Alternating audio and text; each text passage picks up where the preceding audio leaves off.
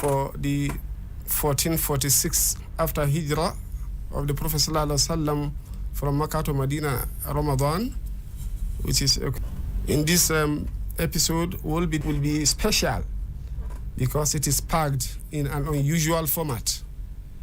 In this edition, we'll be looking at how to be in the activities of Ramadan without necessarily affecting your routine, and how to make this year 20. We'll be starting this fast of 1446, a sacred month, a time of grace. We fast from dawn till setting of the sun. Our hearts and souls in worship run. Each step we take to cleanse, renew. Through sacrifice, through self-control, we seek to purify the soul. So let us fast, and plant this. End of my poem, and we will go straight into the program, which is Remind Me of Allah in this Ramadan. Our topic for discussion today is productivity tips for Ramadan. Of course, as Ramadan sets in, it is visited by different types of perspectives. Some people are happy, some people are scared, some people are embrace it while they work. Some people enjoy working during Ramadan while they resume their office as the usual routine, while some people will prefer. This episode is dedicated to those who will not be taking leave or those who don't have opportunity amidst the fast of Ramadan. Of course, we have highlighted a lot of points, or a lot of Allah has encouraged us or made fasting compulsory on every Muslim adult sane. Allah says, Ya ayyuha alladhina amanu taqullaha, Ya ayyuha bilikum la'allakum tattaqun. Oh, you believe, fasting has been ordained on you like it has been ordained on the people that came before you, so that you can attain the fear of Allah. It's due right without necessarily compromising our routine activities as we do our daily job seeking. Of course, we know that Ramadan starts in the morning, so you need to make some preparations before the morning, before the dawn. And how to rise early? You need to we are trying to remind you that sleep, to understand or to have a good sleep, or we need to have a better understanding or fiqh of sleep. And when we say sleep is an inevitable activity in the life of every Muslim, just like food, water. Nobody can go without sleep. That is the norm. We might have one or two exceptions, but sleep is an integral part of sleep, and that leads us to understanding what we call sleep cycle. Of course, an average sleep cycle means this is what we call sleep cycle. On the average sleep cycle, stages or two types of sleep. We have the REM sleep and NREM. When we say REM, that means rapid eye. 190 minutes is divided into 4 stages of sleep. Of course, we have the stage 1, which is part of between 1 to 5 minutes. And this is characterized by light sleep, like introduction to sleep. Then the second stage of NREM is the stage between 10 to 25 minutes. That second stage lasts between 10 to 25 minutes. And at this time, the body temperature drops. And of course, it's just like what you say, you have changed from GR1 to GR, deep sleep. And this stage is characterized by restorative sleep. It lasts between 20 to 40 minutes. So if somebody is in the process of healing and there's here, it's characterized by increase in brain activities. This is where you catch dreams. The dreams occur. And this lasts between 10 to... A single life sleep cycle takes up to 90 minutes. And for every sleep, good sleep, into 4 places or into 6 places. So for every sleep cycle, after every 90 minutes, you are expected to wake up. You wake up after every 90 minutes in your sleep cycle. And then you go back another 90 minutes, and then you go back another 90 minutes. Why are we explaining this? Because if you want to manage your sleep, if you want to make the best use of your night, you can plan your nights around the sleep cycle. under this sleep cycle, you can set your alarm around sleep conscious, because you have not programmed yourself to do anything at that time. So you just wake up and then you go back to sleep again. You continue another cycle. So if you want to make the productive use of your night, you can plan your activities around sleep cycle. So we say you need the minimum of 4, sleep cycle. That's 90 minutes into 4 places, or you need 90 minutes into 6 places. So if you want to plan your activities during the night, if you have 90 times 4, you are good to go. That's about 360 minutes, and you are good to go. That's 6 hours. You are good to go. 6 hours sleep is enough for every individual, particularly adults. So if you understand this sleep, you can be able to plan your activities so that you can have quality sleep. And of course, when we say quality sleep, is different from the quantity. You can have 6 hours, 8, 9, 10 hours, and then between the 5th, 6th day as you fast in the month of Ramadan. The second tip is that you need to plan your sahur and iftar. You plan preparation of the period before sahur or iftar. You should have determined what you want to eat, and perhaps, if possible, you have cooked it. So that when you wake up in the morning to take your sahur, of course, you just to either warm it, as the case may be, or you have made a greater percentage of the preparations, and then by the time you wake up in the morning, it's just to do finishing. So it's good to plan your sahur and iftar ahead so that you can make the best use of your time to avoid rush, to avoid time-wasting activities. The time you are spending to think of what am I going to cook, what am I going to cook, is also important time that you can use during the month of Ramadan. And then we say the next tip, which is number 3, is take sahur and avoid heavy meals. You should take sahur to avoid heavy meals. Taking sahur is an integral part of Ramadan fast, and it is expected that every Muslim will take it. The Prophet, we should take sahur, for there is blessing in taking sahur. So because sahur provides food for you, sahur provides the energy you need for you, and sahur provides support to your body. And above all, is an act of worship to take sahur before starting your Ramadan fast. The Prophet ﷺ encourages it a lot. And of course, to underscore the importance of breakfast, you know that even medical doctors will encourage you also to take breakfast. They used to say, take breakfast like a king. Take your breakfast is an act of ibadah. It is good for your spirit, it is good for your body, and it is good for your day also. That is why the Prophet ﷺ encourages us to do. It is not part of brevity that you say, I don't take sahur. Try to stay hydrated. Drink enough water, particularly during this weather that there's much heat. So stay hydrated at the time that you are allowed to eat. Maybe before sahur and after iftar, drink a lot of water. Doctors will say, or medical doctors will month of Ramadan, so that your day will be lightened and your day will be full of energy. During the period of sahur, we are encouraged to do a lot of istighfar, ask for forgiveness from Allah subhanahu wa ta'ala. The Quran tells us in many verses of the virtue of seeking forgiveness from Allah subhanahu wa ta'ala, istighfar. وَبِالْأَسْحَارِ هُمْ يَسْتَغْفِرُونَ.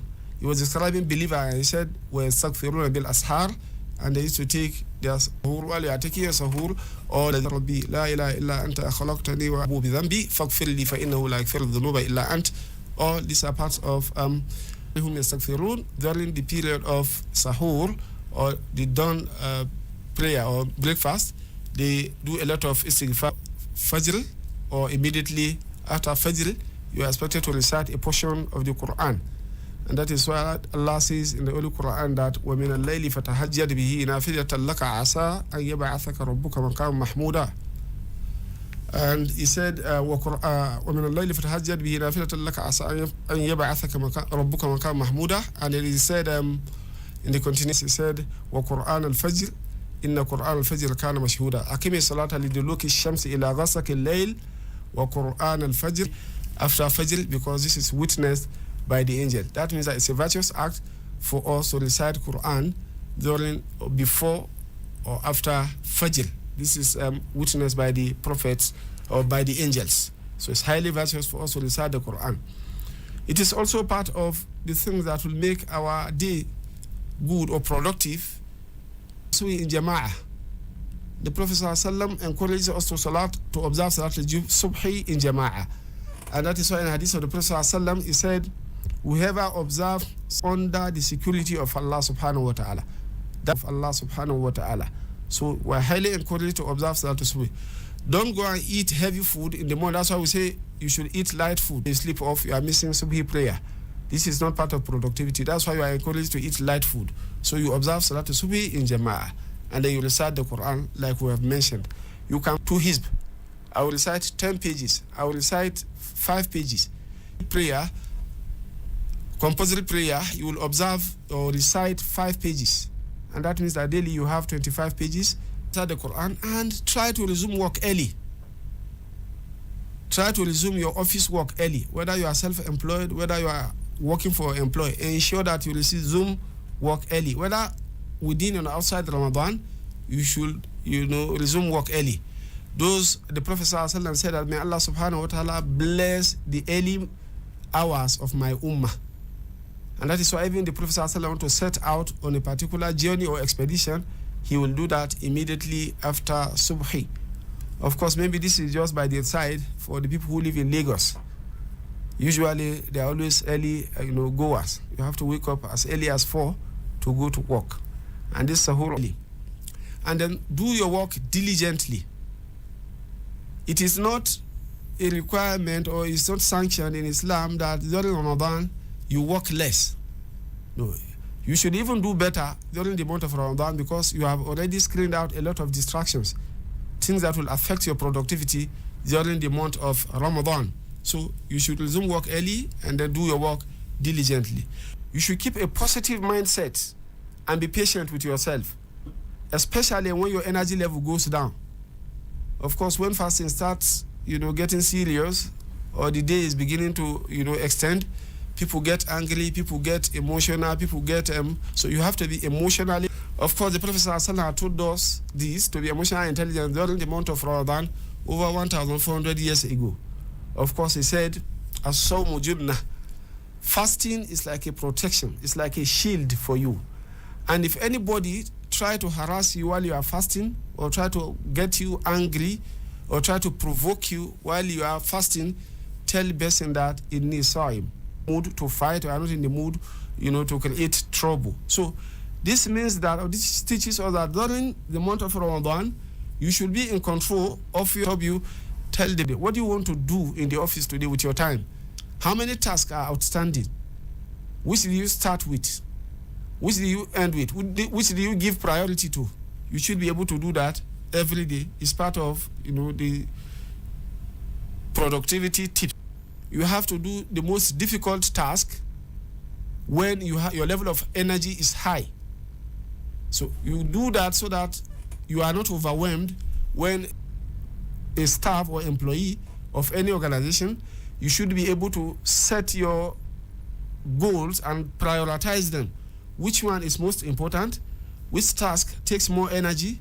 Which task should come first? So that when your energy level is high, especially in the morning that your energy level is high, you should break your task into small chunks. You don't lump your task together. Do task during this period. Divide larger tasks into smaller, manageable parts to avoid feeling overwhelmed. A Pomodoro technique, which is working between the period of 25 to 45 minutes, and then you break for another 5 minutes and rest into intervals so that you are able to, work, take rest, and re-energize. And refuel your energy. So you do this at interval.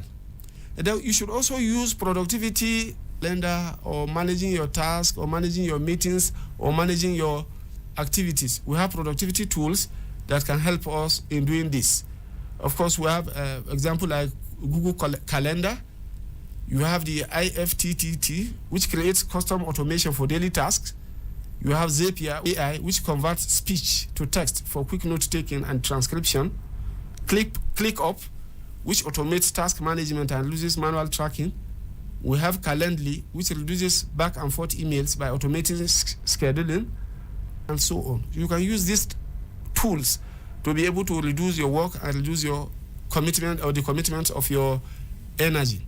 You should also take advantage of energy peaks. You should take advantage of this your energy periods.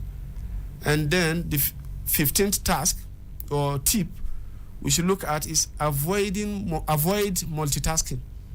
You should avoid multitasking.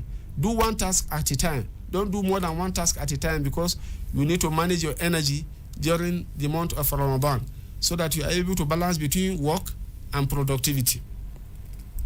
You should also rest in the month of Ramadan. So don't hesitate to take short breaks during the day to recharge and avoid burnout, so that your task, after working for 2 hours, you see that after 15 minutes you are tired, take rest. There is no problem with that. But remain focused doing. And then try to limit distractions, creating jokes that are unnecessary. Make productive use of your time during the month of Ramadan, so that you don't see difference between the month of Ramadan and while there is a time to work and then there is a time to worship. Try to balance them. Plan your activities around prayer times, around salat time. If it is 1 o'clock you pray 1 o'clock. Plan your tasks around that time so that every of your activities are given, their time. Create time for reading the Quran daily. You have a lot of advantages during the month of Ramadan. On your way to the office, if you are joining, public transport, of course, from the period that you enter your car up to the time you reach the next bus stop, is enough for you to recite Quran. Either 1 page, 2 pages, 5 pages, 10 pages is enough time for you to recite the Quran. On your way back too also, it's enough time for you to read the Quran. Between Maghrib and Isha, it's enough time for you to read the Quran. Immediately after Taraweeh, it's enough time for you to read the Quran. Let there not be clash between spirituality and the work that you do every day. You have to plan along this time. And then, of course, you have to avoid time wasters. Like some people are very good at doing all the tasks. No, to be able to optimize your energy level and your productivity level, try to, delegate tasks that you are unable to, so that you can be able to delegate them, the activities you are too busy to handle them. So if you are able to delegate some tasks and supervise the people, you get more, productive rewards. In essence, your work, so that at the end of the day, these 3 elements of productivity will be utilized properly. We say productivity is a function of time, energy.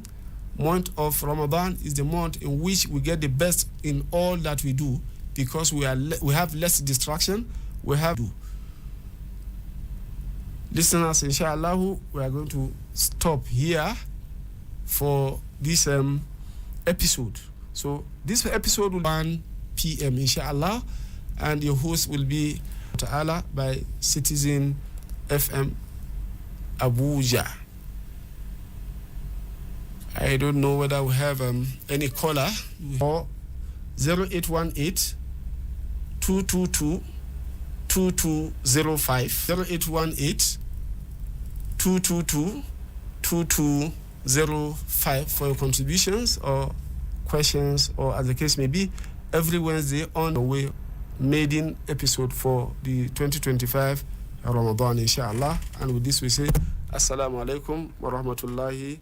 Life, good life. Allah, I wanna thank you for the good